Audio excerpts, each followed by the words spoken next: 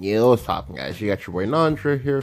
Welcome to another video. So for this video, I wanted to go ahead and cover another matchup for you. This is going to be Forest versus Dragon. So Forest, as I said before, is more or less like the almost undisputed best class at the moment, like straight up just best class. With like the close second being that of Dragon. Now, I wanted to go ahead and obviously cover the head-to-head of this particular like matchup. Now, obviously, like it's not like there's a lot of different things, or there are a lot of different like versions of Forest, and there's also a lot of different versions of Dragon. So I just wanted to go ahead and focus on the whole aggro Dragon thing, just because like that's the one that's like most likely to stay relevant going into set 9, Brigade of the Sky, just because like that deck, just because that deck is losing no pieces. So I'll go ahead and show you guys the deck. Same deck that I've been using the last like few videos. Yeah. So the Dragon matchup is kind of difficult to an extent, just like when you lose your forward momentum with this deck, you stumble hard. It's very to recover, especially if you're not versus aggro. Because if you're not versus aggro, they can actually keep you down, and you probably do not get to get back up. So I'll go ahead and quickly cover that, and just kind of like a what to do when that happens. But yeah.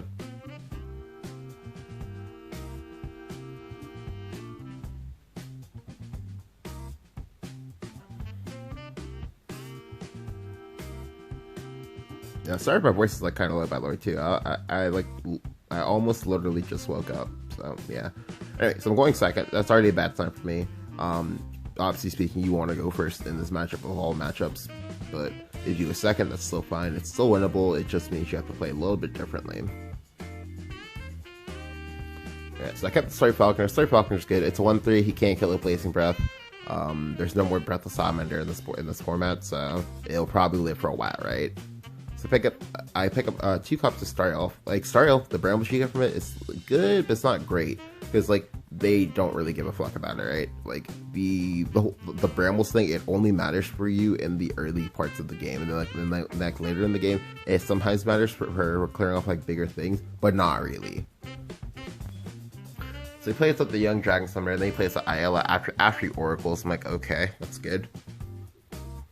So it's kind of put me into a bad spot here, because now he has creatures. Like generally speaking, like when the Dragon player plays that creatures early, you have a much harder time of winning. If they ramp up and they play AoEs, it's like that's like fine. You can maybe play around those. But yeah, like he's just ramping up a Storm here. Like here he plays out another Oracle and then tempers out Scythe. I'm like, wow, that is interesting. So I actually did not like what he did here by giving it the premium trade, because he had more creatures than I did. He could have possibly value traded if he liked. Well, that would have exposed him to Brambles plus Insect Lord, but that's like fine.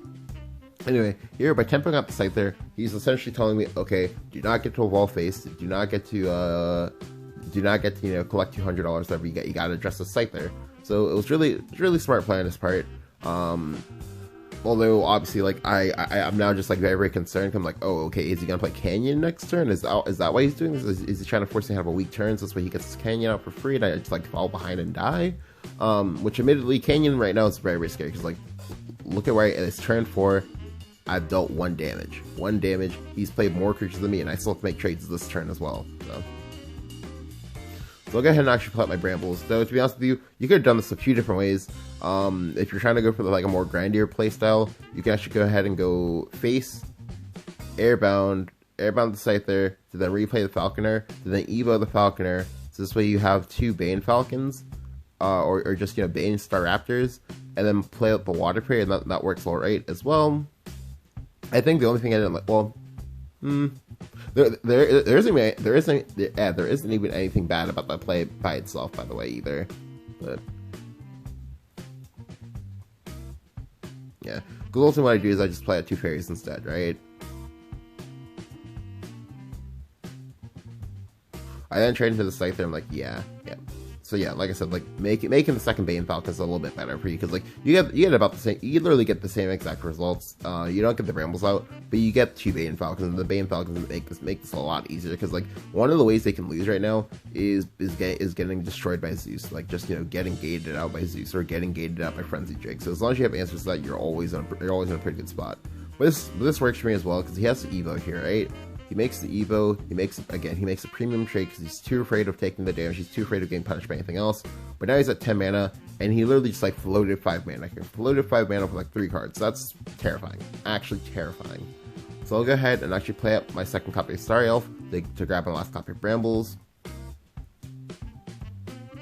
I'm then gonna play up the Water Fairy. I'm not gonna evolve because like by evolving, I guarantee that the Frenzy Drake comes down. Like if Frenzy Drake comes down, I'm very sad because again, I didn't play in a way that circumvents or sorry that denies Frenzy Drake from coming out and being useful. Yeah, so here he starts with the Wrath Drake again. Like that's good information because I'm pretty sure the Wrath Drake was the top deck. Otherwise, he would have done it like last turn.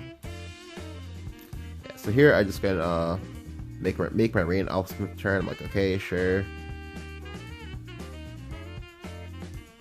Like I said, I've already put myself into a very, very bad spot by not evolving to get the Bane Falcon.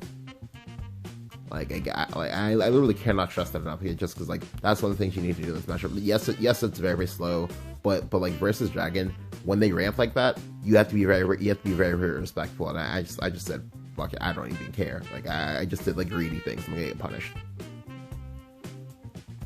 So here he plays Singer. Thankfully, like I said, because of the way he played his Oracles, like his pan has been really, really slow. That's good. We can abuse that, right? He plays up the young Sybil. The Sybil doesn't really do that much here because it's actually dead on board. So he makes a trade. That's good because now it dies to my 1/1. I can go ahead and push some face damage if I like, or do other things if I like. It doesn't really matter that much. Now here I actually would have liked to have top decked Axeman, but that's fine. I don't get it. That's fine. I go ahead and play out the young Leafman. I'm like, okay, sure. So make the trade there. To be honest with you,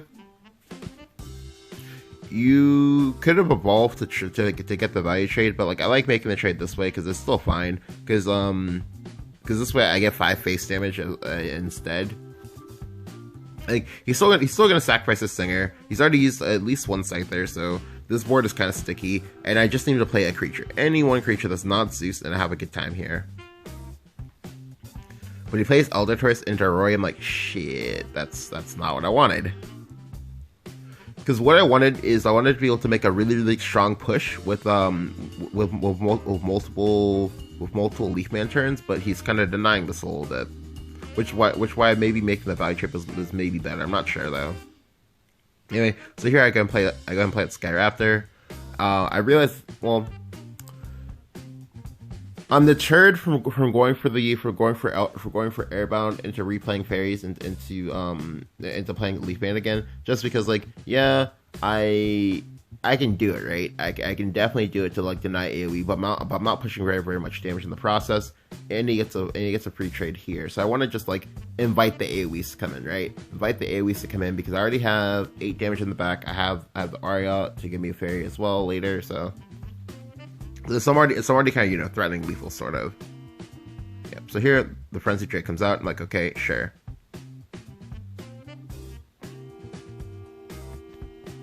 All right, so here I can go ahead and I can make a lot of crazy plays. I believe I'm actually 1 off of lethal here.